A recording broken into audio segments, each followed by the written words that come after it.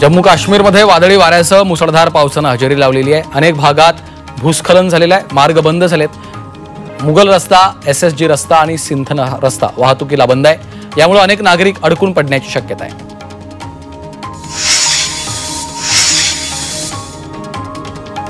राज्यात उन्हाचा चटका दिवसेंदिवस वाढतोय। मुंबईत तापमान कमी असलं तरी येत्या सोमवारपासून तापमानात वाढ होण्याचा अंदाज आहे। त्यामुळे पुढचे 2 ते 3 दिवस मुंबईकरांना उकाड्यासोबतच उन्हाचा तडाखाही सहन करावा लागणार आहे।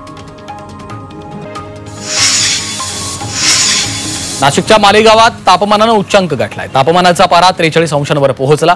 उकाड्यामुळे नागरिक हैराण झाले। दुसरीकडे मालेगावचा तापमानाचा पारा 45 अंशांवर जाण्याचा अंदाज वर्तवण्यात आलाय। गोंदियात उष्णतेची लाट कायम आहे। शहरात 42 अंश तापमानाची नोंद झाली आहे। त्यामुळे नागरिकांना उन्हाच्या झळा बसू लागल्यात। अशातच ट्रॅफिक सिग्नलवर थांबल्यानं नागरिकांना उन्हाचा त्रास होत असल्यामुळे नागरिकांनी आता ट्रॅफिक सिग्नल दुपारी 12 ते 4 पर्यंत बंद करावेत अशी मागणी नागरिकांनी केली आहे। मुंबईत दिवसेंदिवस झाडांची संख्या वाढतेय। वनराईमुळे वाढतं तापमान नियंत्रणात राहत असून प्रदूषणावरही नियंत्रण मिळतंय। गेल्या 2 वर्षात 1.25 लाखांहून अधिक झाडांची भर पडली आहे।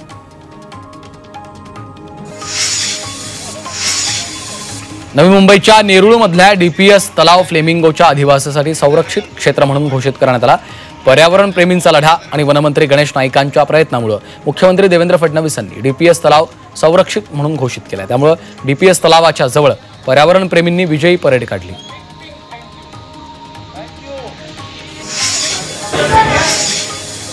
पुणे पिंपरी चिंचवडमध्ये मोठ्या प्रमाणात पर्यटकांची गर्दी झाली। लॉंग वीकेंडसाठी लोणावळा आणि मळवली या परिसरात आलेले पर्यटक आता परतीच्या प्रवासाला निघालेत।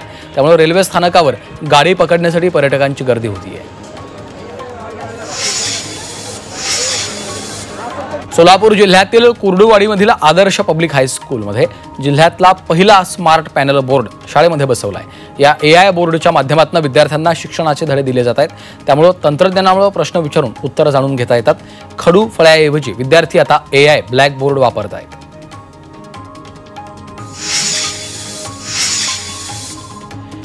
भिवंडीमध्ये तहसील कार्यालयाकडून राज्यमाता गोमाता गॅलरी उपक्रम राबवण्यात आला। गॅलरीद्वारे गोमाता संदर्भात माहिती पुस्तिका, फलक, चित्रफितीद्वारे प्रबोधन करण्याचा प्रयत्न करण्यात येतोय।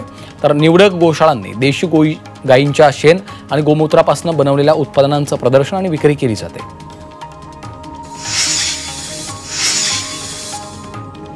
कल्याण तालुक्याच्या ग्रामीण भागातनं वाहणाऱ्या उल्हास नदीला नवजीवन मिळणार आहे। नदीपात्रातील जलपर्णी हटवण्यासाठी प्रत्यक्ष कारवाईला सुरुवात करण्यात आली। यासाठी नदीपात्रात आधुनिक यंत्रणा उतरवण्यात आली आहे। लवकरच ही नदी जलपर्णी मुक्त होऊन पुन्हा एकदा निसर्ग संपन्न प्रवाहात वाहू लागणार आहे असा विश्वास व्यक्त केला जातो। वाशिममध्ये अग्निशमन दलाच्या सुरक्षा सप्ताहानिमित्तानं रॅली काढण्यात आली। अग्निशमन दलाचा सुरक्षा सप्ताह दरवर्षी 14 ते 20 एप्रिल दरम्यान साजरा केला जातो। अग्निशमन दलातील वीरांना श्रद्धांजली अर्पण करण्यासाठी आणि अग्निसुरक्षेबद्दल जनजागृती वाढवण्यासाठी हा सप्ताह आयोजित करतात।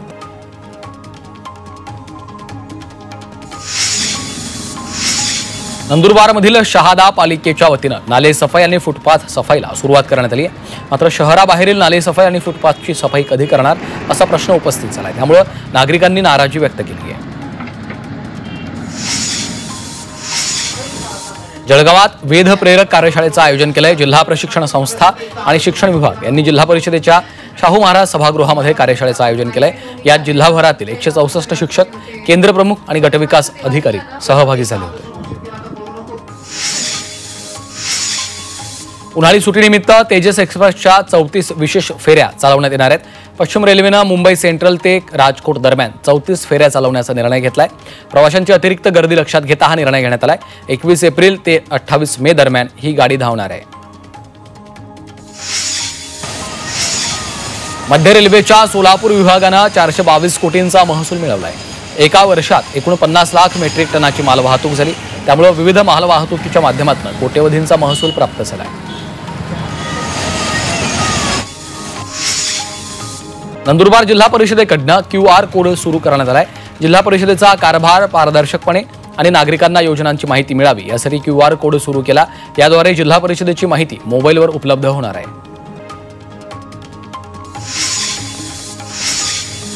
नाशिकमधील मॅनहोलची स्वच्छता रोबोटद्वारे करण्याचा निर्णय महापालिकेने घेतलाय। भुयारी गटारामधील मॅनहोलची स्वच्छता करताना गॅसमुळे सफाई कर्मचाऱ्यांचे मृत्यू होतात, त्यामुळे कर्मचाऱ्यांचे होणारे मृत्यू टाळण्यासाठी मॅनहोलची रोबोटद्वारे सफाई करण्यात येणार आहे। पालघर ते विरार रोरो सेवा अखेर सुरू झाली आहे। विरार ते जलसार अशी ही रोरो सेवा असेल, त्यामुळे विरारपासून पालघरला अवघ्या 20 मिनिटात पोहोचणं शक्य होणार आहे। या रोरो सेवेमुळे इंधन आणि वेळेची मोठी बचत होणार आहे, तर वसई विरार ते सफाळा केळवा हा प्रवास सुखकर होणार आहे।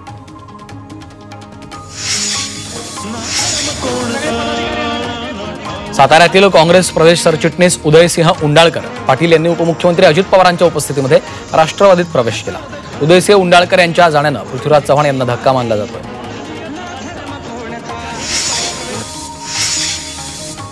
माजी मंत्री दीपक केसरकर यांनी हिंदी भाषा सक्तीचं समर्थन केलं। हिंदी भाषेवरनं जे सुरू आहे ते गैरसमजुतीतून सुरू असल्याचा आरोप त्यांनी केलाय।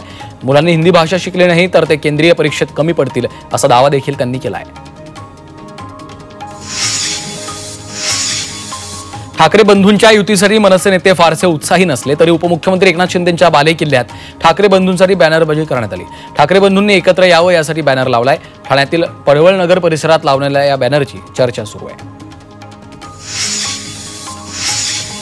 ठाकरे बंधूंच्या युतीची चर्चा सुरू होताच मनसे नेते अमेय खोपकर यांनी ट्विट केलं, अशी अभद्र युती नको असं ट्विट खोपकरांनी केलं, तर निवडणुकीसाठीच एकत्र यावं असं नाही असं ट्विट संदीप देशपांडे यांनी केलंय।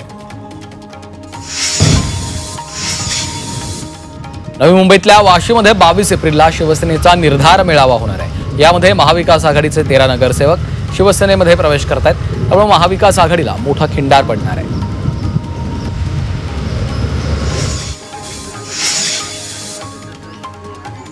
भंडाऱ्यातल्या राजीव गांधी चौकाजवळ असलेल्या झोपडपट्टी परिसरात गेल्या 35 वर्षांपासून सोयी सुविधांचा अभाव आहे। या परिसरातल्या नागरिकांना कुठल्याही सोयी सुविधा मिळत नाहीयेत, त्यामुळे नागरिकांना सोयी सुविधा न मिळाल्यास तीव्र आंदोलनाचा इशारा खासदार प्रशांत पडोळे यांनी दिलाय। चंद्रपुरात ऊर्जा राज्यमंत्री मेघना बोर्डीकर यांनी भटाळी कोळसा खाण प्रकल्पाची पाहणी केली। यामध्ये मायनिंग ऑपरेशन कसं होतं, गुणवत्ता कशी राखली जाते याबाबत त्यांनी माहिती जाणून घेतली।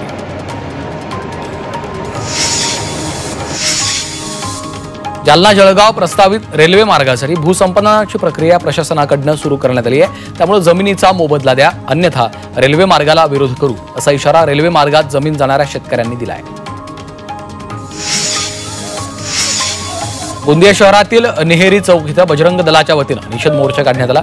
पश्चिम बंगालमध्ये हिंदूंवर होत असलेल्या अत्याचाराचा निषेध करण्यात आला। यावेळी नेहरू चौक ते प्रशासकीय इमारतीपर्यंत हा मोर्चा काढण्यात आला।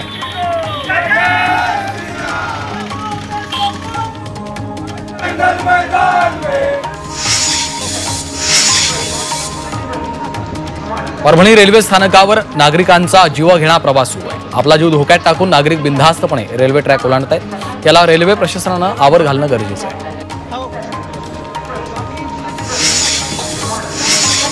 नागपूरच्या उमरेड तालुक्यात आकाशातून एक धातूचा तुकडा कोसळला। स्फोटाचा मोठा आवाज झाला आणि आकाशातून एक तुकडा इमारतीवर कोसळला।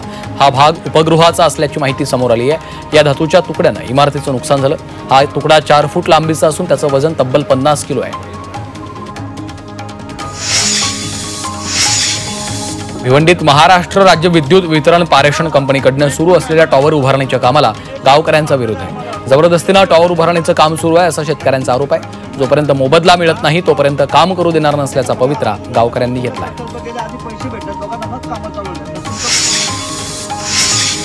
जळगाव शहरातील पिंपराळा रस्त्यावरच्या स्पा सेंटरमध्ये सुरू असलेल्या देहविक्रीचा पर्दाफाश करण्यात आला। डमी ग्राहक पाठवून करण्यात आलेल्या कारवाईत 4 पीडित महिलांची सुटका केली आहे। या प्रकरणी स्पा सेंटरचा व्यवस्थापक राजू जाट याला अटक केली आहे। स्पा सेंटरच्या मालक आणि व्यवस्थापकाविरुद्ध गुन्हा दाखल केलाय। या कारवाईमुळे शहरात एकच खळबळ उडाली आहे। उल्हास नदीतील जलपर्णी काढायला सुरुवात झाली, त्यामुळे कल्याण आणि डोंबिवली भागात पिवळसर रंगाचा पाणी पुरवठा होतोय। नदीमधील पाणी ढवळल्यामुळे पाण्याच्या रंगात बदल झालेला आहे, मात्र नागरिकांनी घाबरून न जाता पाणी गाळून प्यावं असं आवाहन प्रशासनानं केलंय। नंदुरबार बसस्थानकावर पाणी टंचाई निर्माण झाली आहे। मालमत्ता कर न भरल्यानं नगरपालिकेनं बसस्थानकाचा पाणी पुरवठा खंडित केला, त्यामुळे प्रवाशांना पैसे खर्च करून विकतच पाणी घ्यावं लागतं। त्यासाठी बसस्थानकावर पिण्याच्या पाण्याची व्यवस्था करावी अशी मागणी प्रवाशांनी केली आहे। अंधेरी पूर्वतील जलवाहिनी तुटली. बीएमसीच्या रस्त्यांच्या दुरुस्तीच्या कामामुळे जलवाहिनी तुटली आहे, तर महापालिकेच्या ढिसाळ कामामुळे नागरिकांना पाण्यासाठी वणवण करावी लागते.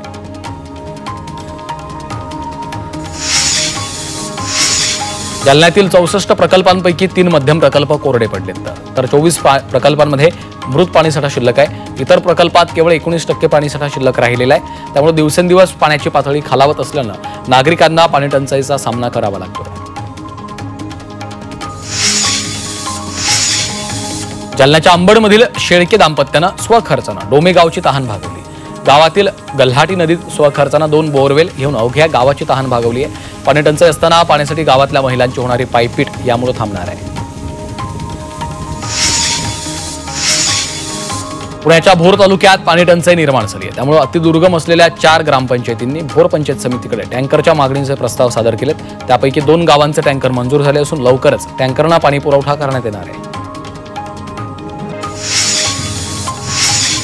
संभाजीनगर शहरात पाण्याची भीषण पाणी टंचाई निर्माण झाली आहे. शहरातील अनेक भागात टँकरद्वारे पाणी पुरवठा केला जातो. 3 दिवसांनी टँकरद्वारे पाणी पुरवठा होत असल्यानं नागरिकांचे हाल होत आहेत.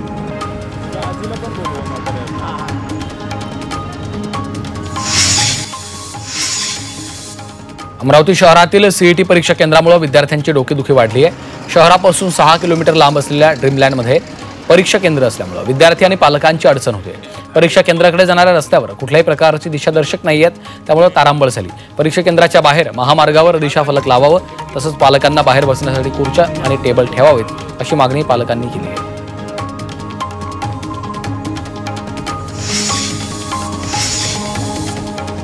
आरटीई कायद्याचा गैरवापर करून नामांकित शाळांमध्ये प्रवेशासाठी प्रयत्न केले जात असल्याची बाब रायगड जिल्ह्यात समोर आली. आरटीई प्रवेशासाठी पालकांकडून वास्तव्याचं बोगस पुरावे जोडल्याचं उघडकीस आलं. शाळेनं याबाबत शहानिशा केली असता दिलेल्या पत्त्यावर हे पालक किंवा विद्यार्थी राहत नसल्याचं लक्षात येत आहे. पुण्यातील जिजामाता शाळेतल्या विद्यार्थ्यांनी टाकाऊ वस्तूंपासून पक्ष्यांसाठी घरटी बनवली. वाढत्या तापमानामुळे पक्ष्यांच्या निवाऱ्याची आणि चारा पाण्याची सोय व्हावी यासाठी विद्यार्थ्यांनी उपक्रम केला आहे. वाढत्या उन्हाचा वन्य प्राण्यांना देखील मोठा फटका बसतोय. बेळगाव शहरातील पीबी रोड परिसरात एक माकड पाण्याच्या शोधात एका दुचाकीवर बसलं होतं. त्यावेळी एका व्यक्तीनं माकडाला पाणी देऊन त्याची तहान भागवली आहे. डीआरडीओचे महासंचालक आणि ब्रह्मोत्सव व्यवस्थापकीय संचालक डॉक्टर जयतीर्थ आर जोशी यांनी आई तुळजाभवानीचे दर्शन घेतले. डॉक्टर जोशी यांनी सलग 2 दिवस तुळजाभवानीची पूजा केली आहे. मंदिर संस्थाननं देवीची प्रतिमा, कवड्याची माळ आणि महावस्त्र देऊन त्यांचा सन्मान केला आहे.